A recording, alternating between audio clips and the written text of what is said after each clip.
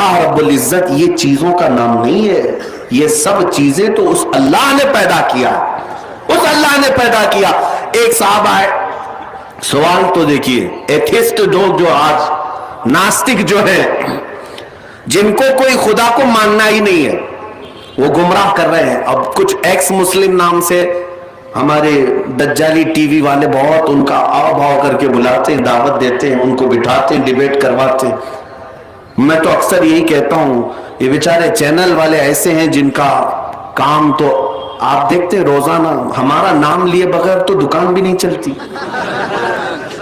ہاں روزی نہیں چلتی، ان کو ہمارے اوپر کچھ نہ کچھ ڈیبیٹ کرنا ہے، اسلام پر، مسلمانوں پر، داڑھی پر، ٹوپی پر، برقعے پر، مسجد پر، کہیں نہ کہیں تو کچھ کرنا ہی ہے، ورنہ تو چینل نہیں چلے گا، مسالہ کہاں ملے گا۔ ایکس مسلم بھی ایسے لائے جا رہے ہیں جو صرف سوا خدا کے انکار پر بیٹھے رہتے ہیں، دلیل دو دلیل دو، کہاں ہے خدا، کہاں ہے خدا۔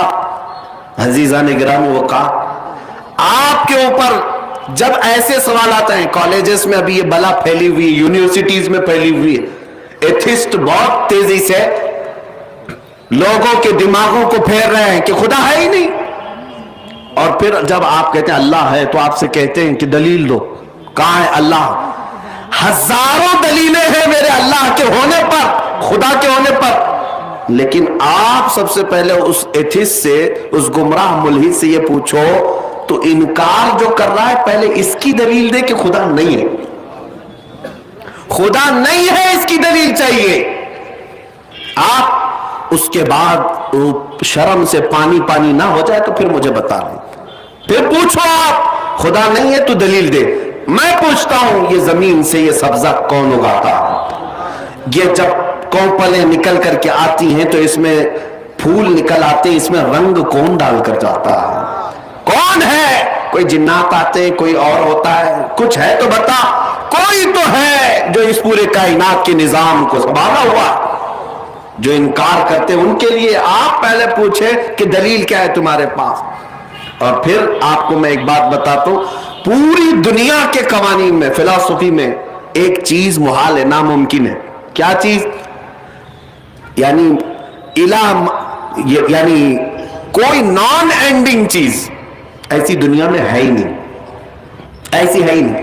میں ہوں، میرے سے پہلے میرے باپ ہیں، میرے باپ سے پہلے میرے دادا ہیں، دادا سے پہلے پردادا ہے۔ آپ کوئی بھی چیز دنیا کی لے لیں، اس سے پہلے اس سے پہلے اس سے پہلے کچھ نہ کچھ ہے، لیکن کہیں تو جا کر آپ کو رکنا پڑے گا، اس سے پہلے کچھ نہیں تھا۔ جب تک یہ تمہارا تصور نہ آئے اس وقت تک سائنس بھی اس کو باطل کہتی ہے۔ کوئی ایک لاسٹ اینڈ والی چیز ہونا ہی چاہیے، ورنہ تو سوچ اتنی ہے کہ کہیں رکے گی ہی نہیں۔ اب جیسے وہ لوگ کہتے ہیں اللہ سے پہلے کیا تھا، ہم کہتے ہیں تم ہی بتاؤ کیا تھا، تم ہی بتاؤ۔ کہا دوسرا اللہ تھا، میں پوچھتا ہوں اس سے پہلے کون تھا؟ پھر تم تیسرا لاؤ گے، ہم کہتے ہیں اس سے پہلے کون تھا؟ پھر تم تو لاکھوں تو گنتے جاؤ، میں تو پوچھتا ہی رہوں گا اس سے پہلے کیا، اس سے پہلے کیا۔ تمہیں کہیں تو جا کر اینڈ کرنا ہوگا اور بولنا ہوگا اس سے پہلے کوئی نہیں تھا۔ یہ میں اپنے اسلامی بات ہی نہیں کہہ رہا ہوں، یہ پوری دنیا کا فلسفی قاعدہ یہی ہے، قانون یہی ہے، سائنس بھی اس چیز کو تسلیم کرتی ہے۔ کوئی ایک نقطہ ایسا ہو جس سے پہلے کوئی چیز نہیں، اور ہم کہتے ہیں جو ذات ایسی ہے جس سے پہلے کوئی نہیں، اسی کو ہم اللہ کہتے ہیں۔ ایک میں آپ کو مثال بتا دوں، ایک خلیفہ کے پاس سوال ہوا، اور کچھ مولانا لوگ تھے بیچارے، نئے طلبہ تھے، ان کے پاس ایک معتزلی آیا اور اس نے ان کو گمراہ کرنے کے لیے ایسی بات کیا۔ آپ بتاؤ، میں بھی آپ سے سوال کرتا ہوں، اللہ ہر شے پر قدرت رکھتا ہے یا نہیں؟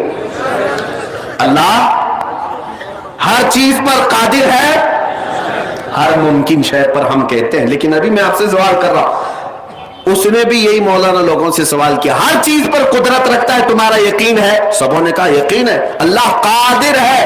اس نے کہا تو پھر وہ اللہ اس پر بھی قادر ہوگا کہ اپنی طرح ایک دوسرا اللہ پیدا کرے؟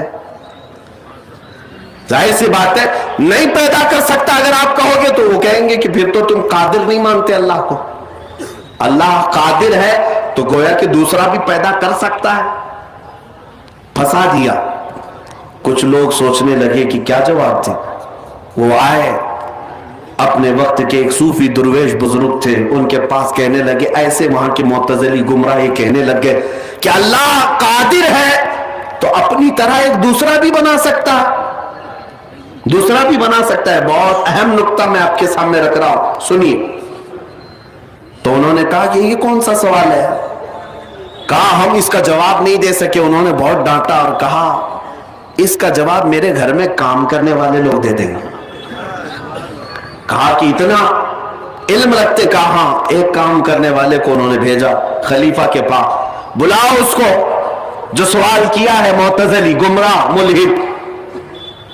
اس نے کہا کہ اللہ قادر ہے تو اپنی طرح ایک دوسرا بھی پیدا کر سکتا ہے, دوسری طرح پیدا کر سکتا ہے, قادر ہے.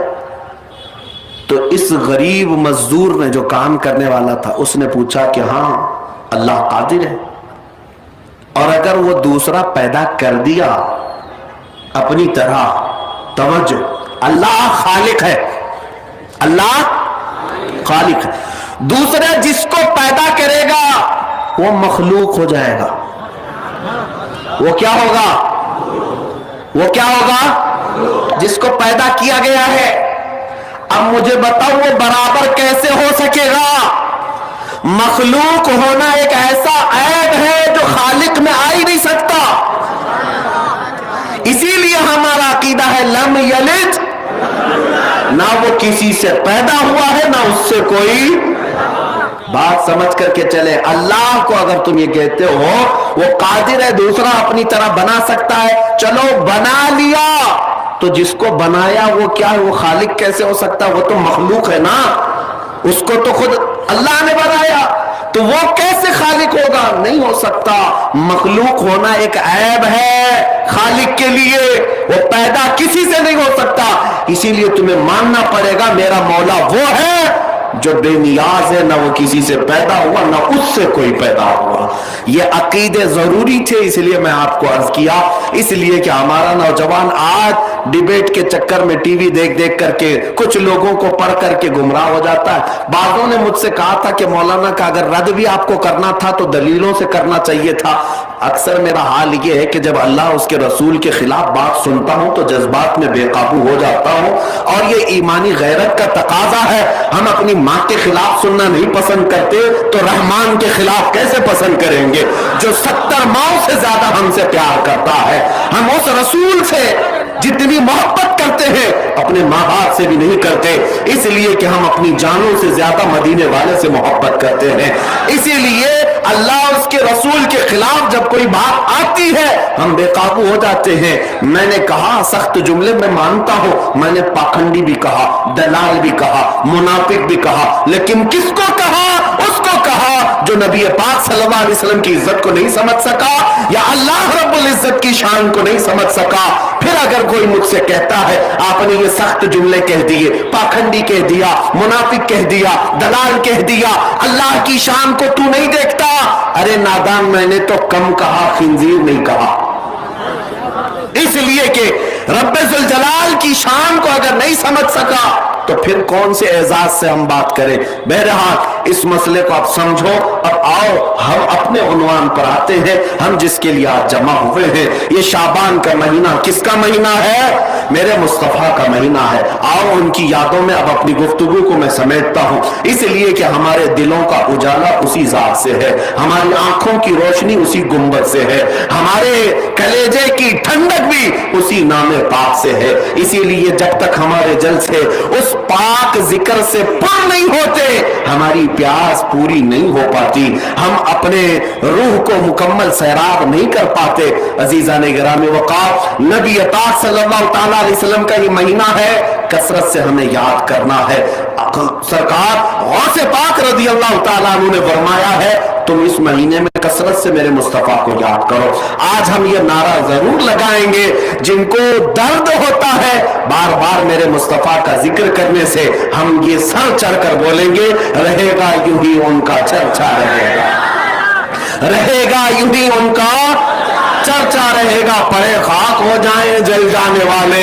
یا رسول اللہ تو گھٹا ایسے کسی کے نہ گھٹا ہے نہ گھٹے گا جب بڑھائے تجھے اللہ تعالیٰ تیرا